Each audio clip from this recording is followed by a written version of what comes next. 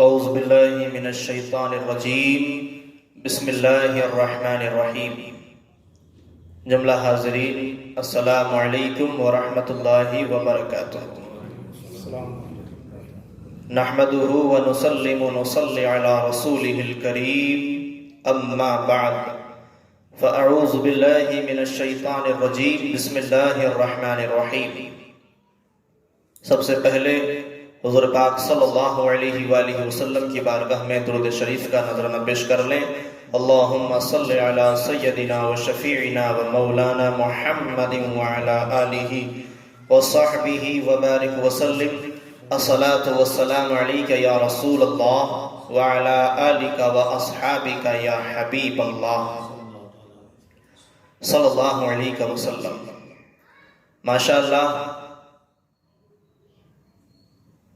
عید کا دن آنے ہی والا ہے۔ ماہ رمضان المبارک کا یہ حسین مہینہ چل رہا ہے۔ اللہ کا شکر ہے کہ پروردگار نے ہمیں یہ مہینہ عطا فرمایا ہے۔ لیکن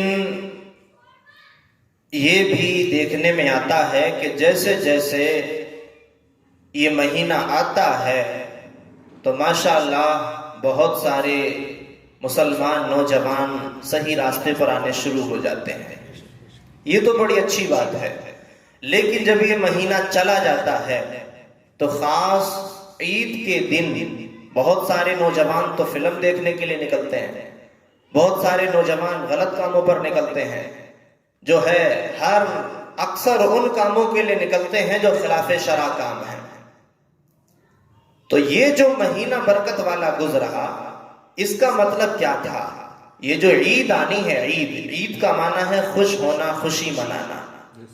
تو اس میں خوشی وہی منائی جائے گی جو شریعت کے مخالف نہیں ہوگی، جو شریعت کے موافق خوشی ہوگی، اور جس خوشی کی اجازت ہمیں نبی کریم صلی اللہ علیہ وآلہ وسلم نے دی ہے وہی خوشی منائی جائے گی۔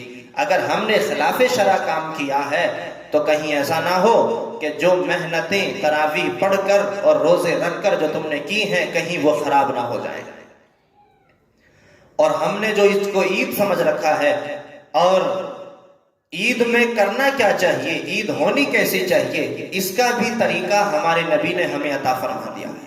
ہمیں عید پر غریبوں پر شفقت کرنی چاہیے، یتیموں پر رحم کرنا چاہیے، خوب سے خوب تر خرچ کرنا چاہیے۔ اب جب عید آ گئی، رمضان گزر گئے، تو اب اللہ سے یہ دعا کرنی چاہیے کہ پروردگار، میں نے جو روزے رکھے ہیں، مالک و مولا، مجھے خوشی تب ہوگی جب تو میرے روزے قبول فرما لے۔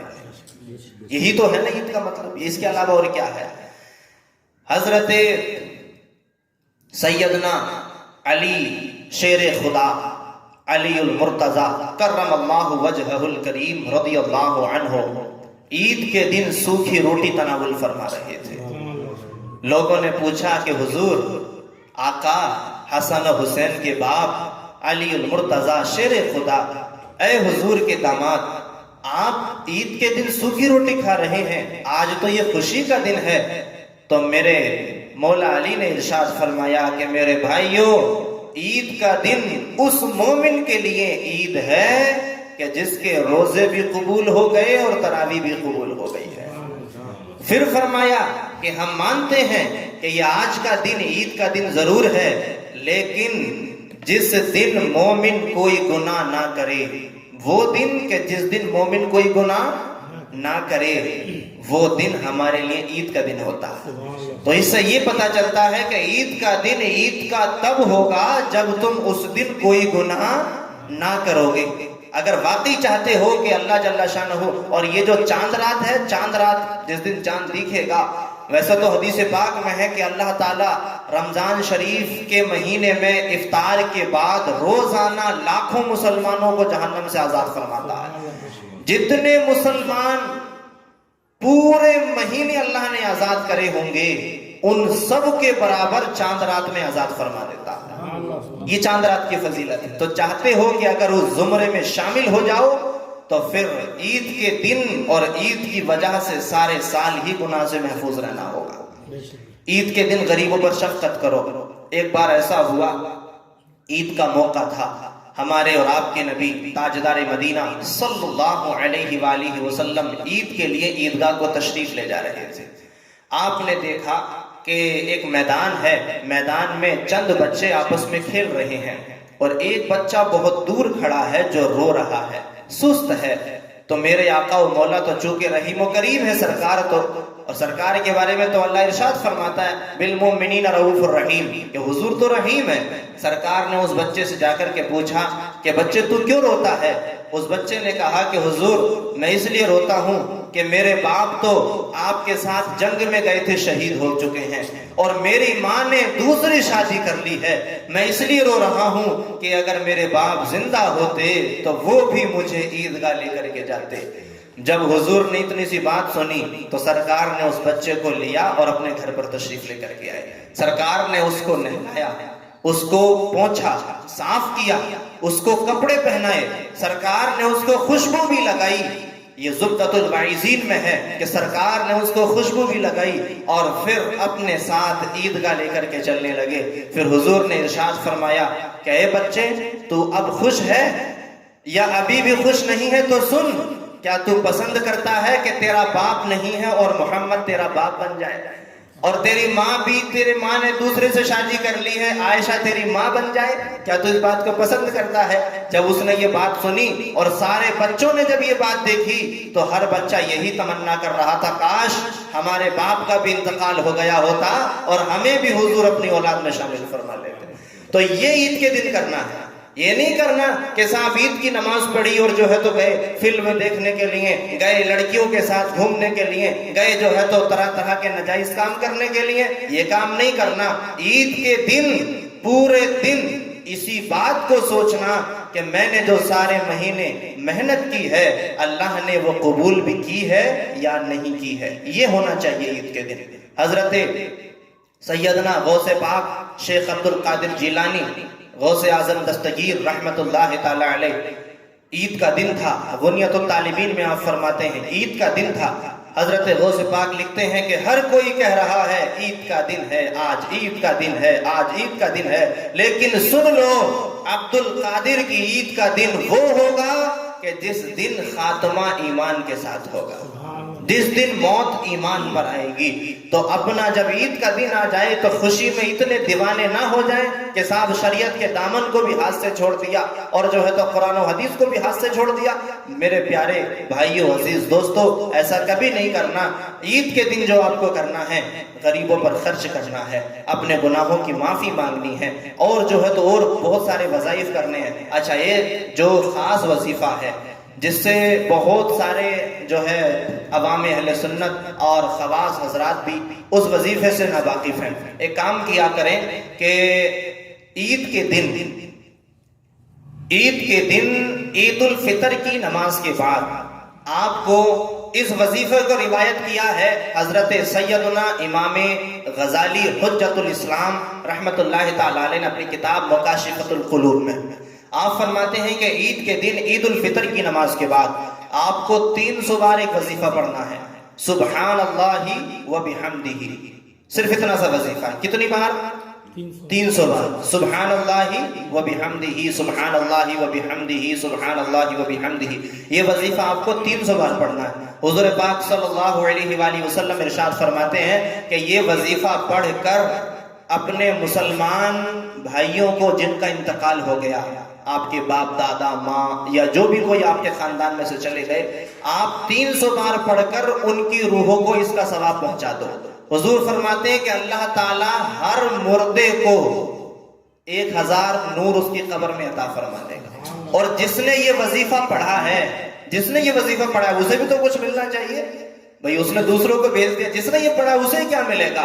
تو حضور فرماتے ہیں کہ جو یہ وظیفہ پڑھے گا جب اس کا انتقال ہوگا تو اللہ تعالیٰ اسے بھی 1000 نور ہی عطا فرمائے گا۔ یعنی آپ نے اگر پڑھ کے ایصال کر دیا تو اور سب کو بھی پہنچے گا اور آپ کے ثواب میں بھی کوئی کمی نہیں آئے گی۔ بہرحال اس کے علاوہ اور بہت سارے کام ہیں جو عید کے دن کرنے ہوتے ہیں۔ ایک کام تو یہ ہے کہ نماز عید الفطر سے پہلے عیدگاہ کو جو جائیں تو کھجور کھا کر کے جانا سنت ہے۔ کھجور کھا کر کے جانا سنت ہے. بھائی سنتیں بھی ادا کرنی چاہیے نا, ظاہر سی بات ہے نا, سنتیں بھی ادا کرنی چاہیے. جو حضور پاک صلی اللہ علیہ وسلم کے کام ہیں, ظاہر سی بات ہے ہر سنت میں حکمت ہے. آپ نہیں کرو گے تو گناہ کچھ بھی نہیں ملے گا, لیکن کر لو گے تو انشاءاللہ حضور پسند فرما لیں گے نا کہ اس غلام نے میری سنت کو ادا کیا. اچھا, دوسری سنت یہ ہے کہ عید کی نماز جب آپ پڑھنے جائیں تو عید کی نماز پڑھنے کے بعد, عید کی نماز کو آپ جس راستے سے جائیں گے تو عید کی نماز پڑھنے کے بعد اپنے گھر کو راستہ بدل کر کے آنا یہ بھی سنت ہے. جس راستے سے آپ جائیں گے اس راستے کو بدل کر کے آؤ, یعنی اس سے اب واپس نہیں آنا, دوسرے سے واپس آؤ, یہ بھی سنت ہے. یہ حدیث پاک ہے ابن ماجہ میں, اور جو ہے دارمی نے اس حدیث پاک کو روایت کیا ہے. اچھا, عید کے دن بہت سارے کام مستحب ہیں. یہ تو ہم نے سنت بتا دی. کچھ کام مستحب ہیں کہ جن کو کرنا اچھی بات ہے اور ثواب ملے گا. اس کو جو ہے بہار شریعت میں علامہ امجد علی اعظمی رحمۃ اللہ علیہ نے نقل کیا ہے. پہلا کام ہے حجامت بنوانا, دوسرا کام ہے ناخن تراشنا عید کے دن, تیسرا غسل کرنا, مسواک کرنا, اچھے کپڑے پہننا, نیا ہو تو نیا پہننا, اگر نیا نہ ہو تو دھلا ہوا صاف کپڑا پہننا, انگوٹھی پہننا جو چاندی کی, جو علماء نے مقدار رکھی ہے چاندی کی کتنی, 4.5 ماشا, اس سے زیادہ نہیں, اور ایک ہی نگ کی, مرد کے لیے ایک ہی نگ ہو, ایک سے زیادہ نہ ہو اور ایک سے کم بھی نہ ہو, یعنی کھدری بھی نہ ہو اور نگ زیادہ بھی نہ ہو, ایک ہی نگ کی 4.5 ماشا کی چاندی کی انگوٹھی, اور عورتیں جتنا چاہیں پہن سکتی ہیں. خوشبو لگانا عید کے دن مستحب ہے. فجر کی نماز محلے کی مسجد میں پڑھنا یہ مستحب ہے. عیدگاہ جلد چلے جانا, زیادہ دیر نہیں کرنا, جلدی چلے جانا. اچھا, نماز عید سے پہلے صدقہ فطر ادا کرنا. عیدگاہ پیدل جانا, ویسے تو عیدگاہ کو آپ سواری سے بھی جا سکتے ہیں, بائک سے بھی, لیکن عیدگاہ یا مسجد جو بھی ہے وہاں اگر آپ پیدل جائیں گے تو اس میں ثواب زیادہ ملے گا. دوسرے راستے سے واپس آنا, نمازوں کے جانے سے پہلے چند کھجوریں کھا لینا, لیکن یاد رہے کہ آپ عید الفطر کی نماز سے پہلے جو ہم نے ابھی بتایا کہ کھجوریں کھا کر کے جانا سنت ہے, تو کھجوریں طاق کھانی ہے. کتنی طاق؟ طاق کا مطلب 1 3 5 7 طاق کھانی ہے, جوڑا نہیں کھانا. اگر سنت کا ثواب لینا ہے تب, ویسے تو آپ 2 بھی کھا سکتے, 4 بھی, لیکن سنت کا ثواب اگر چاہیے تو کھجوریں طاق کھانی ہے. 1 کھائیں یا پھر 3 کھائیں یا پھر 5 کھائیں.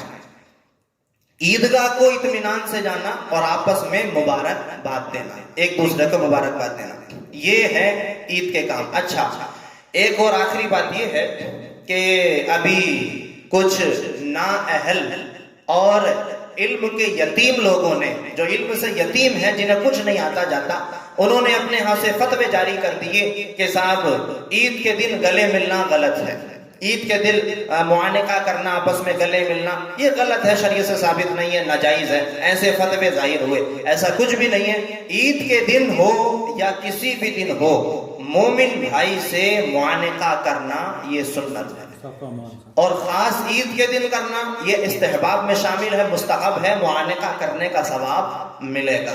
اس کو جو ہے اعلیٰ حضرت امام اہل سنت مجدد دین و ملت الشاہ امام احمد رضا خان فاضل بریلوی رحمۃ اللہ علیہ نے اپنی فتاوی رضویہ میں اس کے اوپر ایک بہت تفصیلی رسالہ لکھا, اور اس میں بہت سارے دلائل آپ نے پیش کیے. ہم ایک دلیل دیتے ہیں, حدیث پاک میں ہے, حدیث پاک میں ہے کہ حضرت زید بن حارث, حدیث پاک ہے ترمذی شریف کی حدیث پاک ہے, کہتے ہیں کہ حضرت زید بن حارث رضی اللہ تعالی عنہ جب مدینہ منورہ آئے تو حضور صلی اللہ علیہ وآلہ وسلم ان سے گلے ملے, حضور نے ان سے معانقہ کیا اور ان کو بوسہ بھی دیا. حضرت زید بن حارث کو حضور نے بوسہ بھی دیا. یہ جو ہے تو ترمذی کی حدیث پاک ہے. پھر دوسری حضرت ابو ذر غفاری رضی اللہ عنہ کو حضور نے بلایا, جب وہ حاضر ہوئے تو آپ صلی اللہ علیہ وآلہ وسلم نے حضرت ابو ذر غفاری کو اپنے گلے سے لگا لیا.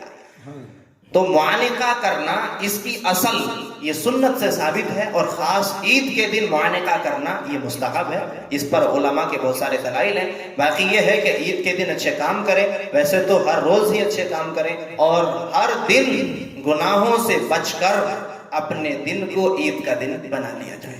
وما علینا الا البلاغ. السلام علیکم ورحمۃ اللہ وبرکاتہ.